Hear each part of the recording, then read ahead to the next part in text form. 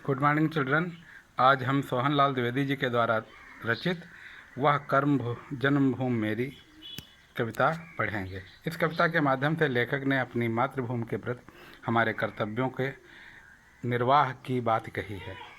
कहते हैं कि वह कर्मभूमि मेरी, वह जन्मभूमि मेरी, ऊंचा खड़ा हिमालय आकाश चूमता है, नीचे चरण तले पर नित सिंधु झूमता है, गंगा यमुन त्रिवेणी नदियाँ लहर रही हैं, जगमग छटा निराली पग पग शहर रही है। वह पुण्य भूमि मेरी, वह स्वर्ग भूमि मेरी, स्वर्ण भूमि मेरी, वह जन्मभूमि मेरी, वह मातृभूमि मेरी। इस कविता के माध्यम से लेखक ने बताना चाहा है कि भारत की भौगोलिक स्थिति क्या है। उत्तर की दिशा में हिमालय जैसा ऊंचा, संसार का सर्वोच्च ऊंचा पहाड़ है जो उत्तर से आने वाले सभी प्रकार की विपत्तियों से हमें सुरक्षित करता है। दक्षिण में हिंद महासागर है जो कि हमें सभी प्रकार की संपदा प्रदान करता है और दक्षिण से आने वाले हमें मार्ग देता है।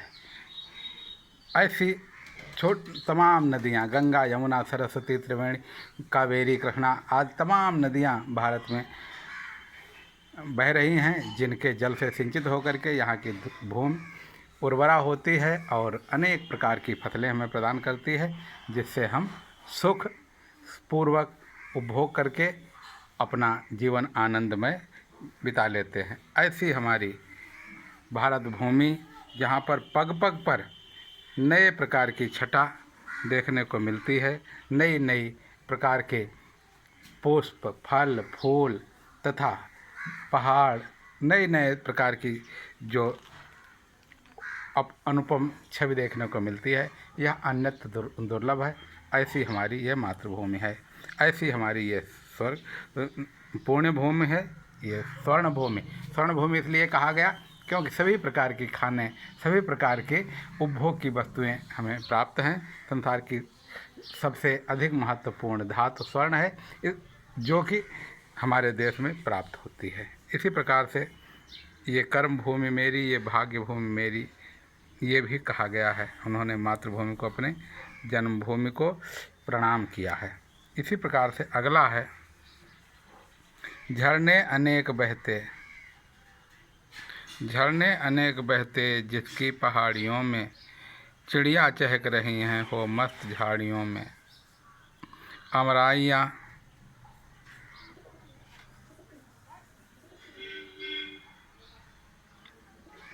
अमराइयाँ घनी हैं, कोयल पुकारती है, बहती मलय पवन है, तन मन संवारती है। वह जन्मभूमि मेरी, वह कर्म भूमि मेरी, वह भाग्य भूमि मेरी, जन्मभूमि मेरी, वह मातृभूमि मेरी।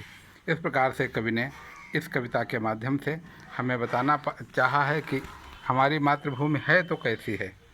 कहते हैं यहाँ की नदी में पहाड़ियों से अनेकों झरने बहते हैं जो आगे नदी का रूप लेकर के हमारे देश की भूमि को सिंचित करते हैं।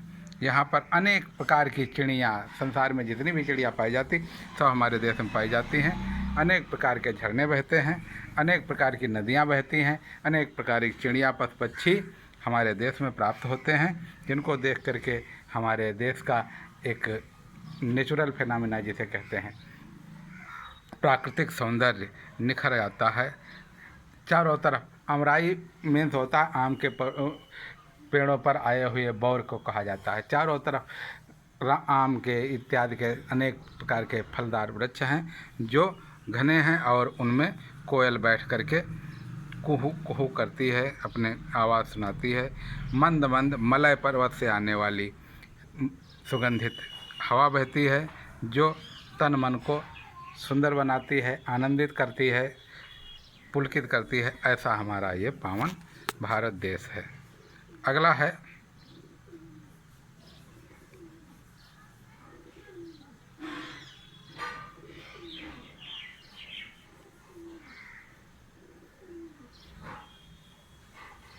जन्मे जहाँ थे रघुपति, जन्मी जहाँ थी सीता, श्री कृष्ण ने सुनाई बंसी पुनीत गीता। गौतम ने जन्म लेकर जिसका सुयश बढ़ाया, जग को दया दिखाई, जग को दिया दिखाया। यह वह मातृभूमि मेरी, वह युद्ध भूमि मेरी, वह बुद्ध भूमि मेरी, वह जन्मभूमि मेरी, वह मातृभूमि मेरी। यहाँ पर कवि ने बताना चाहा है कि हमारे यहाँ इतिहास है कि अनेक महापुरुषों ने जन्म लिया है, जहाँ पर सीताराम, भगवान श्री राम ने अयोध्या में और माँ सीता ने जनकपुर में जन्म लिया, जहाँ पर श्री कृष्ण ने मथुरा में जन्म लेकर के बंसी की धुन से सबको मोहित किया, जहाँ पर गौतम ने जन्म लेकर के